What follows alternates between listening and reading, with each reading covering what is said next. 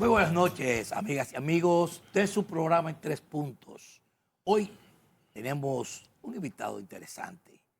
Se trata del ingeniero Osiris de León, experto en los temas energéticos, temas de lo que sería la parte donde vamos a hablar de la energía sísmica. Geólogo, un especialista en la geología. No, yo voy a decir el calor también. Bueno, también el ingeniero puede abordarnos cualquier tema. Así es. Pero ingeniero, nosotros tenemos aquí un tema que viene por qué. El calor que es sofocante que está dándose aquí en el país, la ciudad. Y yo entré aquí con un calor que dije que los aires están aquí apagados. Entonces usted es un experto en todos estos temas de geología y todos esos temas que a mí con el calor, la temperatura. Aclárenos esto. Yo me estaba riendo porque yo le dije que usted iba a hablar de ese tema. Y me dijeron a mí, pero ¿qué pasa? Digo, sí, la gente tiene un calor agobiante en la ciudad. ¿Qué es lo que está pasando con la temperatura, con la atmósfera? Gracias. Primero, gracias por convocarme a esta conversación con ustedes y con toda la nación.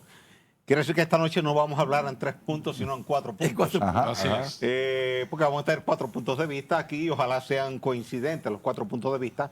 Pero mira, primero, lo de el calor que estamos sufriendo aquí en el Caribe y en Europa no es una sorpresa para la comunidad científica. Está publicado en la prensa desde hace 20 años. Si buscan los periódicos dominicanos, yo estoy advirtiendo de esto desde el 2015.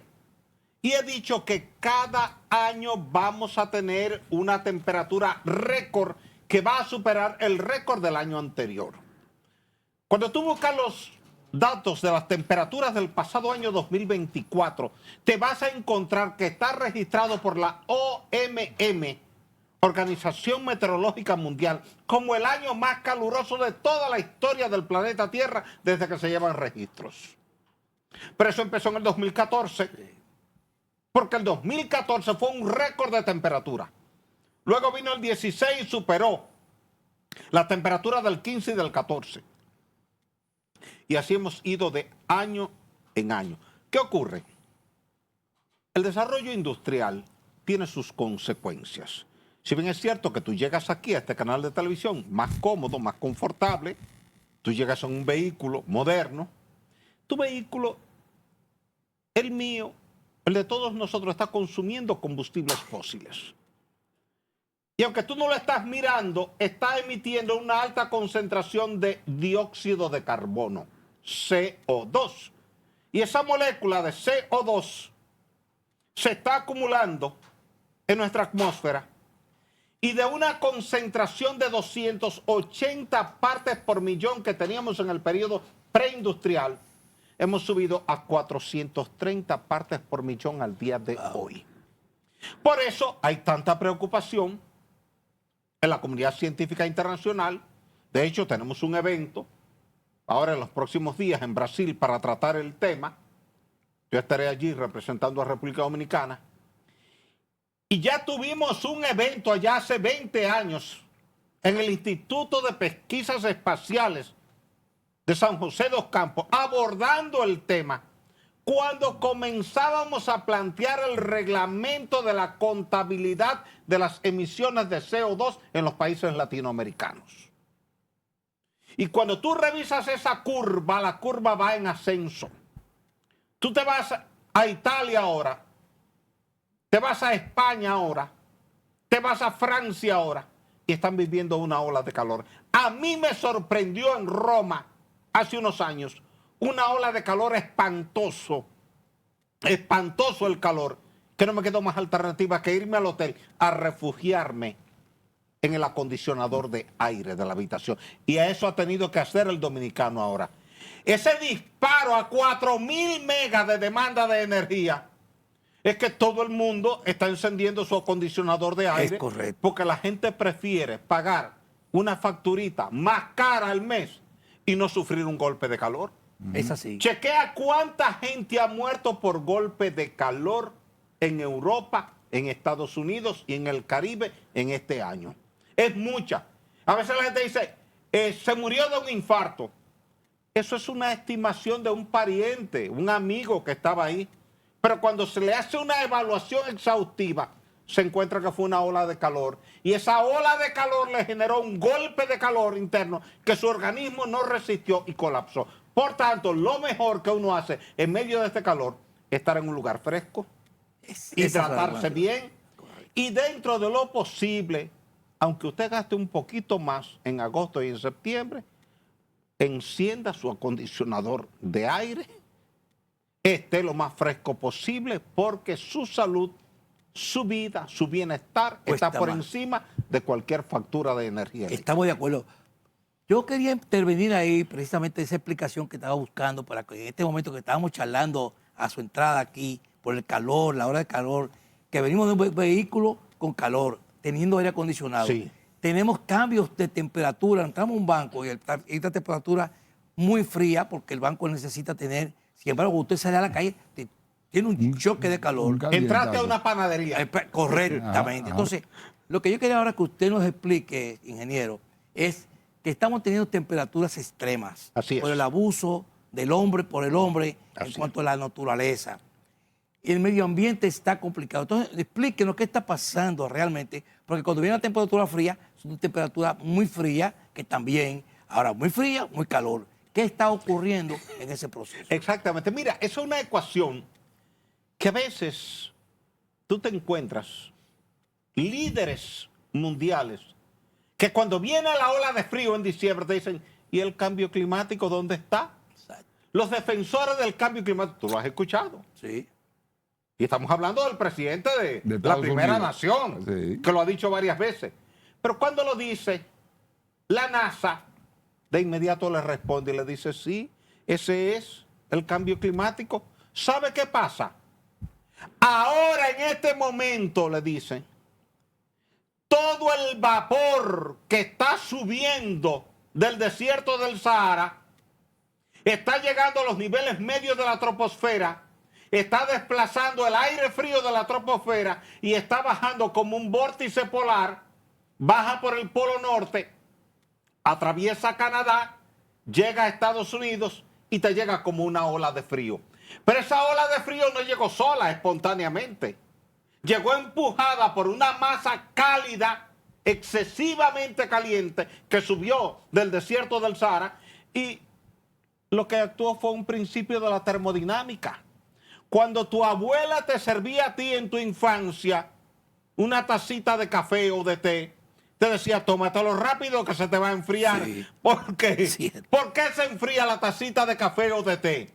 Por las leyes de la termodinámica. La ley cero que dice, el calor fluye del cuerpo más caliente hacia el menos caliente hasta que se equilibran.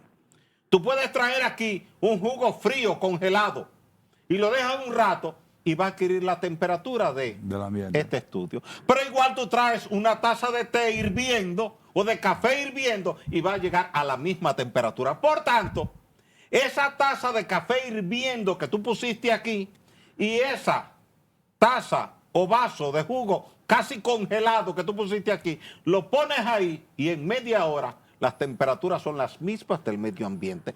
Eso es lo que genera que una ola de calor derive en una ola de frío, pero ese frío no vino solo, sino empujado por una masa de aire caliente que desplazó el aire frío y fue a un lugar específico. Excelente, excelente, profesor.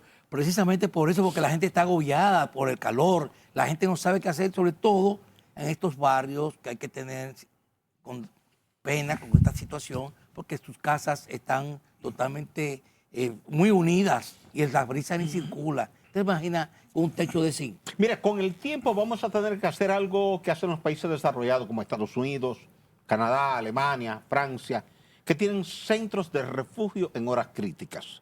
Y aquellos ciudadanos de escasos recursos que no tienen un acondicionador de aire en su casa, se les permite que lleguen allí y esas horas pico de temperatura estén ahí conviviendo con la comunidad, pero en un área climatizada, con un aire acondicionado. Por tanto, le están cuidando su salud para evitarle un golpe de calor. Así es. Vamos a ir a nuestra primera pausa comercial para que Javier entre después que vengamos de la pausa y seguir con estos temas de interés para la ciudadanía, porque nosotros como programa también hacemos un aporte para todos nuestros amigos televidentes. Vamos arriba. Bien, ya de regreso llegó el momento de brindar y vamos a brindar con un amigo, con una persona que tiene todas las calidades y las capacidades para tratar estos temas de alto interés, pero siempre acompañado de un sabroso jugo de rica, la pera de rica, que siempre tiene la calidad y tiene la vitamina C que se necesita para soportar el calor, además que es líquido y ayuda El sabor al es cuerpo. rico porque es de rica. Así es. Salud para todos. Salud. Adelante, Javier.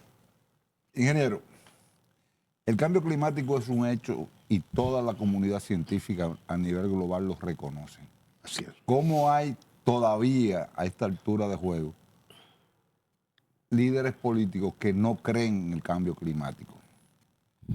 Por ejemplo, Donald Trump no cree en ese cambio climático que se ha dado en la humanidad, en el mundo en los últimos 20 años. Y de hecho, una demostración de la comunidad científica es que las plantas a carbón, que eran las mayor contaminantes, fueron eliminadas de todo el mundo. Y se está también tratando de eliminar las plantas nucleares por un tema de después de Chernobyl. ¿Cómo hay todavía líderes políticos en este momento que no reconocen el cambio climático? Recordemos que en el liderazgo político global hay dos visiones. La visión del líder y la visión del equipo asesor. Si tu equipo asesor, como líder político que tú eres, tiene la capacidad de convencerte de que tal discurso, por ejemplo, el del IPCC, que es el Panel Intergubernamental para el Cambio Climático, que es el brazo científico de Naciones Unidas que trata el tema del cambio climático. Dice, no, mire, eso es un invento, porque yo lo he escuchado en eventos internacionales. Yo tengo más de 20 años asistiendo a eventos científicos internacionales sobre el tema del cambio climático, disertando allí en representación de la República Dominicana. E inclusive planteando modelos distintos a los que había planteado hasta ese momento Naciones Unidas, como el tema de la contabilidad del CO2 en la industria del cemento. Dice, no, ahí hay un enfoque equivocado. El enfoque correcto tiene que ser esto y explicar científicamente el porqué. Y Naciones Unidas aceptarlo, y el plenario aceptarlo y cambiarlo en el modelo. Entonces tú te encuentras con gente que cree en el tema del cambio climático porque revisa la curva. Cualquier matemático, cualquier físico, cualquier químico que toma las curvas obtenidas del Mauna Loa en Hawái o las curvas obtenidas por la OMM en Ginebra, cuando ve el ascenso exponencial de la curva en materia de temperatura y le pone al lado la curva del CO2 y se da cuenta que son dos curvas exactamente iguales, no le queda duda de la relación causa-efecto.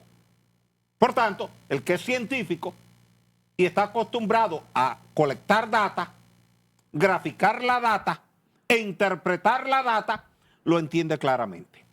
Pero de repente aparece algún asesor de algún líder político, le dice, no hombre, no crea mucho en eso, porque el calor ha existido siempre. Dice, sí, en el Pérmico hubo un calentamiento, por eso fue hace 250 millones de años, y el ser humano no existía. En el Cretácico hubo un calentamiento hace 65 millones de años, pero el ser humano no existía. Ahora, si revisamos los últimos 5.000 años, vamos a ver que se ha hecho muestreando los núcleos de hielo en los polos, que la concentración de CO2 se mantenía estable hasta que llegamos nosotros con los combustibles fósiles. Y una vez que se vio claramente la relación entre el CO2 y las temperaturas, se dijo, miren, lo que tenemos que hacer es comenzar a reducir nuestras emisiones de CO2. No es que solamente incrementamos las emisiones de CO2. Eso es un primer pecado, pero hay un segundo pecado paralelo que agravó el problema.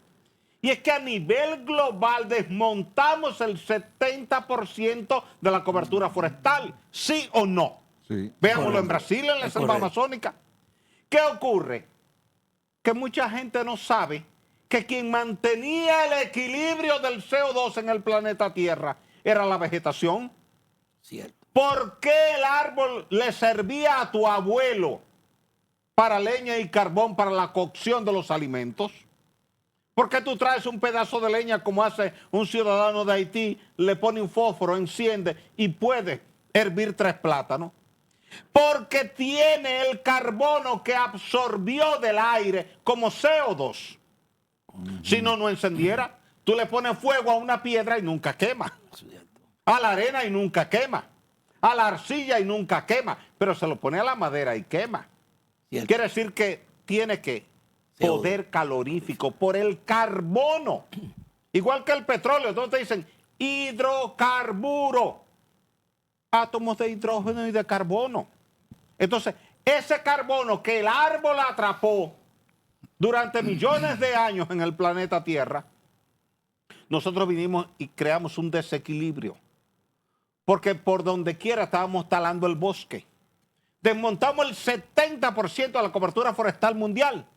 Por tanto, desmontamos el 70% de la capacidad de atrapar CO2. Si no hubiéramos desmontado el bosque se hubiera encargado de atrapar el CO2 de tu auto y de mi auto. Excelente. ¿Ves? Pero como deforestamos, entonces ahora tenemos que reforestar otra vez el planeta Pero sí, a como estaba en el siglo XVII o el siglo XVIII. pero tú tienes un ejemplo claro con Bolsonaro, que fue el expresidente, el antiguo presidente de Brasil, que no cree en eso y le marchó a la Amazonía. Ah, pero Bolsonaro autorizó la mayoría de los proyectos de desmonte forestal en la selva amazónica para dar paso a la ganadería. Ajá. ¿Cierto o no? Cierto. Sí. Porque no fue por una necesidad de subsistencia como Haití. En Haití, yo lo entiendo aunque no lo justifico. En Haití tú tienes una paradoja existencial. O muere el árbol para que viva la familia, o muere de hambre la familia para que viva el árbol. Esa fue la genialidad de Joaquín Balaguer aquí. Joaquín Balaguer, al darse cuenta de esa paradoja existencial entre el árbol, la vida y el ser humano, ¿qué decidió? Buscar un elemento intermedio. Y buscó la estufita de 3 hornillas y el cilindro de 25 libras. Y fue a la casa de Guillermo y le dijo, mira, no me cortes más árboles. No, pero yo tengo que cocinar. No, mira, yo te traje una estufita y un cilindro de gas. Y cuando se te acaba el cilindro de gas, te voy a dar otro. Hasta que la abuelita de Guillermo se acostumbró a cocinar con la estufa. Ya no le interesaba el carbón. Y el querosén también se usaba. Claro, energía. Entonces, tú tienes que darle una alternativa. Y esas comunidades apartadas que todavía viven de la leña y del carbón, tú tienes que llevarle esa solución que llevó Joaquín Balaguer. Ustedes recuerdan aquel Opubisa, Operadora claro sí. Puerto Viejo S.A., donde el Estado era accionista. Sí. Balaguer transfirió sus acciones ahí en Opubisa a la sociedad porque le dijo a Opubisa, el dinero que tú me tienes que dar a mí como participación accionaria, como Estado, conviértelo en estufas y cilindros de gas y repártelo a nivel nacional para que la gente no tenga necesidad de ir a desmontar el bosque. Por eso que tenemos un 40% de cobertura forestal y Balaguer encontró un 12% cuando llegó. Finalmente, ingeniero, antes de irnos a la pausa, ¿tiene alguna relación el cambio climático con estas altas temperaturas? Claro, definitivamente. claro, una relación directa. Totalmente. Y espera el año próximo una temperatura más alta. Y el año siguiente. O sea, la curva, Guillermo, va en ascenso, ascenso, ascenso. Tú la comparas desde 1750 hasta hoy, tú vas a ver que venía prácticamente horizontal y de repente a partir de 1950 comenzó a subir y en 1970 se dispara y a partir del 2014 ya esto está prácticamente incontrolable. La preocupación del IPCC, del Panel Intergubernamental para el Cambio Climático, era que para el 2050 alcanzáramos un exceso de temperatura de 1.5 grados Celsius por encima de la media histórica y lo alcanzamos en el 2024. 26 años antes. Wow.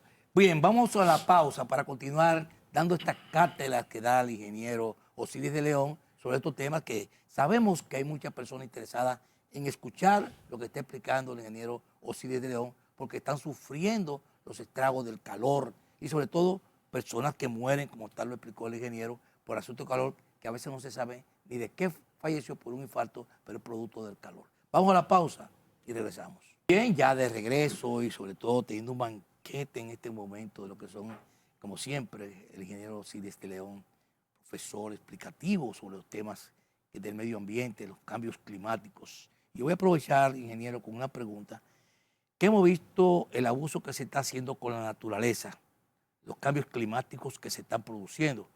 Tenemos océanos más profundos, hablamos de los cambios de temperatura, donde el frío por el norte está entrando con más intensidad.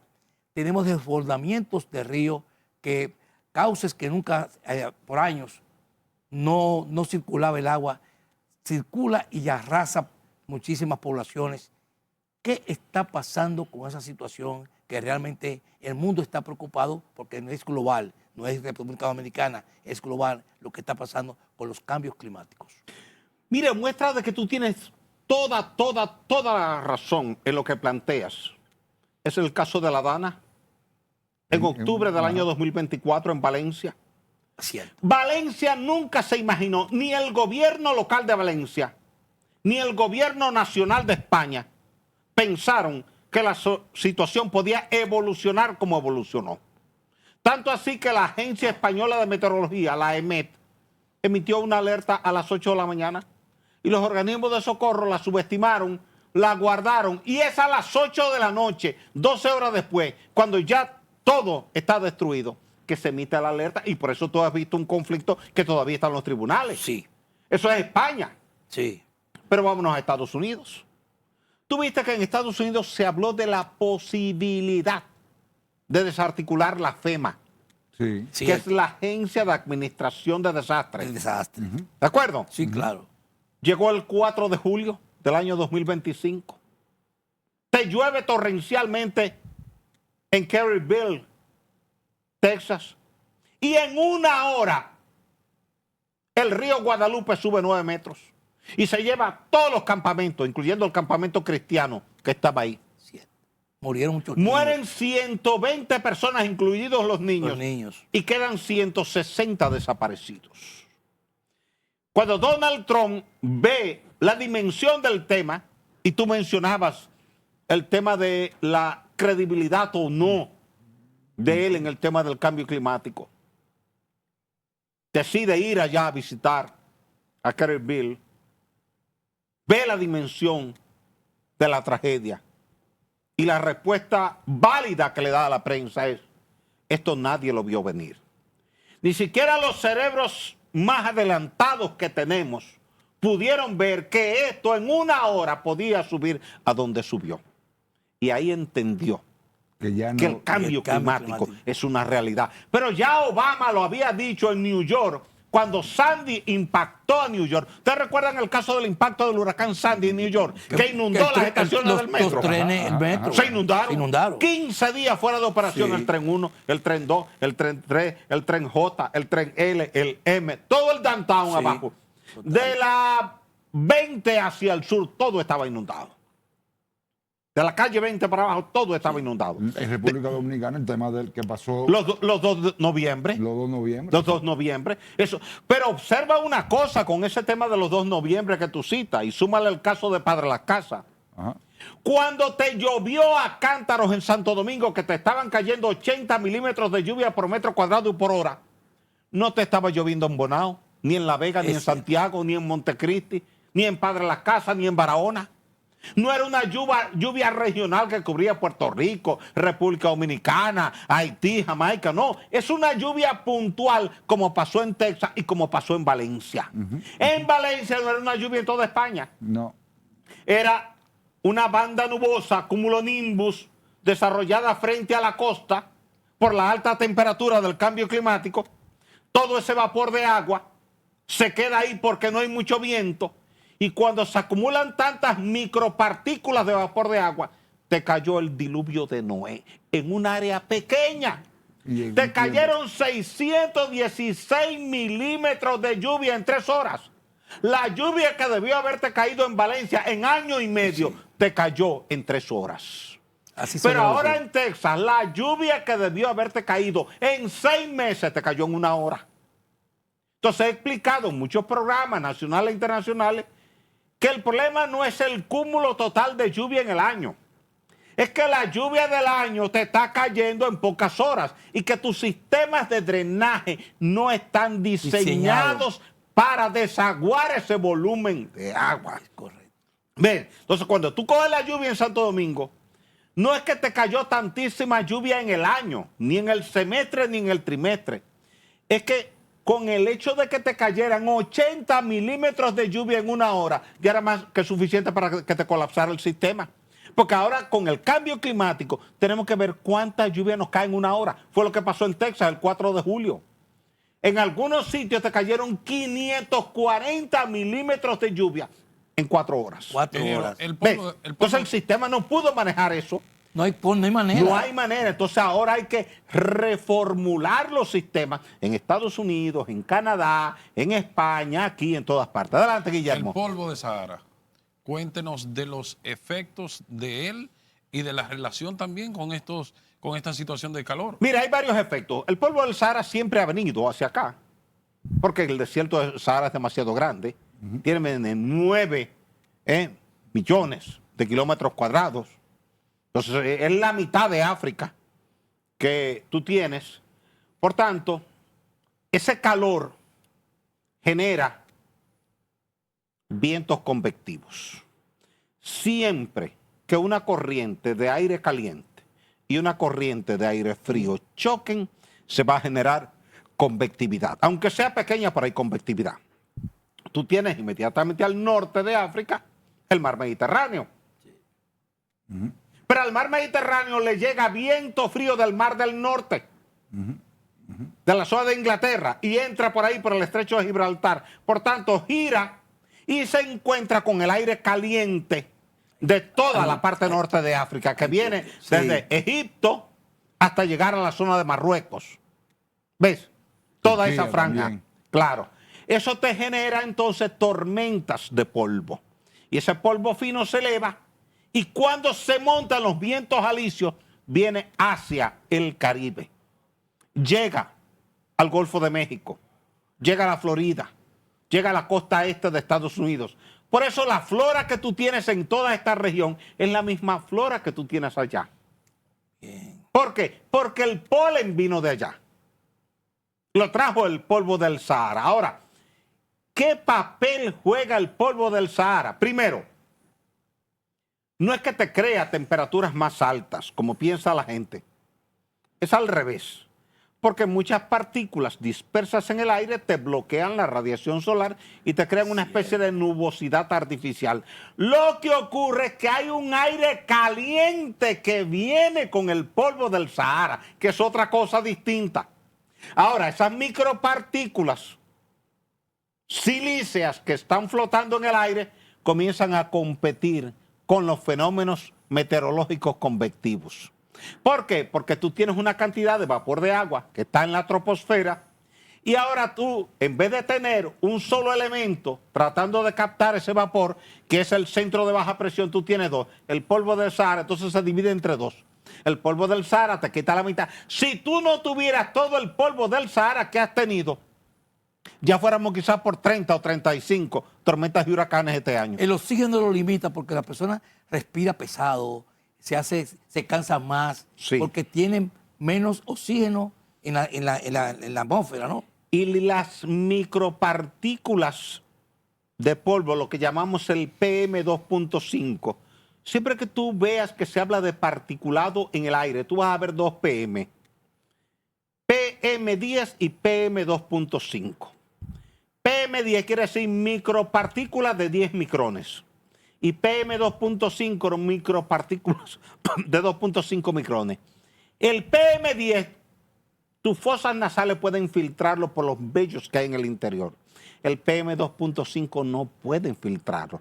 Entra directamente, Directo. se va a los alveolos Sí. de tu sistema respiratorio, y entonces ahí es donde hay problemas para tú manejar la cantidad de oxígeno que te llega. Y por eso, fíjate que los médicos neumólogos te recomiendan, si tú eres asmático o tú tienes un cuadro gripal o tú tienes bronquitis o no, pulmonía, neumonía, te dice, no salgas, quédate en espacio cerrado, y si tienes que salir, ponte una mascarilla N95, que esa puede filtrar el PM2.5. O sea, son de esas cosas muy particulares que debíamos estarlas abordando permanentemente a través de los medios de comunicación Esas son las que tienen para un- orientar a la Esas población. son las que tienen un filtro, ingeniero, las Sí, N95. la que viene N95. Como si fuera un botón. Interesantísimo, Sí. ingeniero, esas aplicaciones, porque Ay. por eso decíamos que, perdona Javier, que íbamos a hacer un programa, lo íbamos a hacer de manera que pudiéramos interesar a nuestros amigos televidentes para que sirva de ayuda, porque la gente está desesperada realmente. Yo creo Así que lo es. hemos hecho ahí en 4 puntos. Pero Pero hay un detalle, ingeniero. La deforestación, hay países como China que están reforestando los desiertos. Sí, Están usando técnicas modernísimas Sí. para robar espacio. espacio al Sí. desierto, incluso en África también. Claro. Pero recordemos que eso es nadar contra la corriente. Sí. Tú logras un avance, pero el avance es limitado. Porque estás peleando contra condiciones ambientales adversas. Y naturales. Claro. Y no depende de ti como ser humano. Es decir, la baja pluviometría es lo que define la desertificación de una zona. En cualquier zona del planeta Tierra, donde te caen menos de 10 milímetros de lluvia al año por metro cuadrado, tú tienes un desierto. Sea el desierto de Atacama, sea el desierto de Gobi en China, sea el desierto de Arizona, sea el El desierto de Sahara. desierto de Sahara, cualquiera de los desiertos es por la baja pluviometría. Tú te vas, por ejemplo, al desierto del Sahara, donde está la presa de Asuán, en el Alto Egipto, y tú ves alrededor un vergel, pero es porque está la presa ahí y la presa garantiza el agua. Ahora, cuando tú no tenías la presa de Asuán, eso era puro desierto. Eso quiere decir que si tú coges, por ejemplo, Asua y te pones a ver Asua antes del canal Isura y después del canal Isura, son dos Asua totalmente diferentes. Así es. Vamos a la pausa para continuar, porque esto sigue siendo más interesante en cada bloque que pensamos. Vamos arriba y regresamos. Bien, de regreso aquí a la mesa de las conversaciones, de los temas interesantes que estamos tratando con los movimientos y temas de cambios climáticos con el ingeniero Osiris de León, experto. Nosotros estamos emocionados aquí con estas explicaciones, realmente. Adelante, Guillermo. así es, ingeniero, no quisiéramos desaprovechar su oportunidad para que nos dé una panorámica de, de los efectos o de la temporada ciclónica, como se le llama, que estamos inmersos. Ya hemos tenido algunos asomos y nos gustaría que nos ponga en contexto y en perspectiva también. Bueno, recuerda que hace apenas una semana tuvimos un fenómeno meteorológico de categoría 5 pasando por nuestra vecindad. Sí. Ajá. Afortunadamente la naturaleza nos ayudó y se nos fue por el Océano Atlántico. Subió Pero demasiado. si se hubiese movido un poco más al sur, es posible que este programa no lo estuviéramos haciendo ahora. Es cierto. Y estuviéramos en labores de rescate a nivel nacional, sin tendido eléctrico. Recordemos que David nos tumbó el sistema eléctrico. Totalmente. Ajá. John nos tumbó el sistema eléctrico. Y en Puerto Rico, María tumbó el sistema eléctrico. En Houston, Harvey tumbó el sistema eléctrico. Porque nuestros sistemas eléctricos en el Caribe no están diseñados para vientos de categoría 5. Y es aéreo todo. Todo Todo es aéreo. Entonces, cuando tú tienes un huracán categoría 5, son vientos máximos sostenidos por encima de 252 kilómetros por hora. Y estos cables no te aguantan ni siquiera 150 kilómetros por hora. Fíjate que George era categoría 3 y tumbó todo el sistema eléctrico. Y no solamente que Ve. arrastra los postes también Claro. del tendido. Te tumba que toma los todo. postes de tendido eléctrico. Pero a veces se nos caen algunos postes con una simple brisa. ¿Y ustedes lo vieron en el puente de la 17? Cierto. Con una simple brisa en la mañana se cayó 6, 7, 8, se cayeron esos postes ahí. Entonces, cuando nosotros estamos hablando de la temporada ciclónica, nosotros tenemos que ver que cada año las amenazas son mayores. Y tenemos que ir preparando a los gobiernos locales, que son las alcaldías. Las alcaldías, generalmente por un tema presupuestario, dejan las tareas fundamentales al gobierno central. Y el plan de ordenamiento territorial siempre se pospone para que lo haga el gobierno central. Y cada día tú tienes más gente viviendo en zonas inundables. Eso implica más trabajo para los socorristas. Claro que sí. Porque si ese huracán Erin que teníamos la pasada semana hubiese llegado aquí, hubiéramos tenido que salir a sacar toda esa gente de esas zonas inundables. Y la tarea es titánica. Porque tú, primero, sacar la gente de ahí, llevarlo a lugares seguros y montar una logística para proteger a esa gente, para alimentarlo, para darle agua, atención médica y todo ese tipo de cosas, porque muchos de ellos tienen dolencias, tienen problemas de salud, y entonces tú tienes que atenderlos. Ir a auxilio de ellos. Claro, entonces yo creo que nosotros, como país y como región, y así lo dije la pasada semana en un foro centroamericano al cual fui convocado, que los gobiernos locales primero tienen que articular esfuerzos con los demás gobiernos del país y de la región. Nosotros tenemos que apostar ahora a tener un seguro regional. Seguro. Que si viene un huracán y te tumba todo el banano de la línea noroeste, el seguro te cubra. ¿El seguro aceptaría eso? Claro, claro. Si tú pagas la póliza. Evidentemente, tú tienes aseguradoras y reaseguradoras que trabajan en ese tema. Claro, tú tienes que pagar una prima y esa prima va a ser proporcional al nivel de riesgo que tú tienes de impacto. Porque los seguros son negocios, seamos realistas. Agrodosa, para citar un ejemplo. Claro. Lo Entonces, hace. tú necesitas reforzar eso. Y te pongo un ejemplo sencillo. Cuando el terremoto de Ecuador, el 16 de abril del 2016, ocurrió que allá, lo que es el equivalente del Promipyme de aquí, le ponía como condición a cada micro, pequeña y mediana empresa que iba a buscar un crédito que tuviera un seguro contra terremoto. Ya. O sea, tú sacabas tu Sí. póliza, vino el terremoto, tumbó esos negocios, ¿quién cubrió? El seguro. El seguro. Entonces nadie perdió. ¿Ves? Entonces nosotros tenemos que hacer eso mismo para huracanes, para terremotos, para maremotos, para inundaciones. Como zona de riesgo. Profesor, yo quería también que un tema que pone en riesgo realmente por algo que se ha venido luchando, trabajando, donde nosotros de ahí recibimos las divisas que necesita el país, es el sargazo. Es un tema preocupante que pone en riesgo el turismo y no se sabe qué hacer porque los turistas vienen y lo que se vienen es a ver y contemplar el mar desde las orillas. Entonces, ¿qué se puede hacer con el sargazo y cuáles son las razones de que nosotros, la parte sobre todo, la del noroeste, La del Caribe. del Caribe, es la que más afectada? Mira, el sargazo no es un problema. El sargazo es una alga y es una materia prima, porque es materia orgánica. Toda materia orgánica tú puedes llevarla a un proceso de descomposición anaeróbica y puede producir gas metano. Tú puedes deshidratarla y convertirla en materia combustible, quemarlo en las plantas eléctricas. Así como tú tienes una planta de biomasa en San Pedro de Macorís. ¿Qué es lo que tú quemas en la planta de biomasa en San Pedro de Macorís? Bagazo. Bagazo. Bagazo. ¿Y por qué quema bagazo? La mayoría de la gente no sabe por qué quema bagazo la planta. Porque ningún ayuntamiento quería recibir tanto bagazo. Y era tanto el volumen de bagazo que alguien dijo, bueno, la única opción va a ser quemarlo. Bueno, pero si lo vamos a quemar todo, vamos a sacarle el poder calorífico que tiene y vamos a convertirlo en energía. Entonces salimos del problema de la basura y lo convertimos en energía. Nada te impide hacer lo mismo con el sargazo. Tú puedes recoger el sargazo, deshidratarlo y convertirlo en material combustible para una planta eléctrica. Pero tú puedes combinarlo con otras proteínas y convertirlo en alimento. También. ¿Ves? Alimento de animales. Y en abonos orgánicos. Pero ese fue el primer planteamiento que hicimos.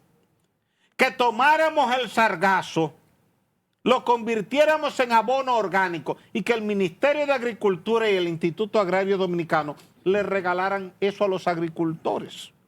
Lo que más hay es uso para el sargazo.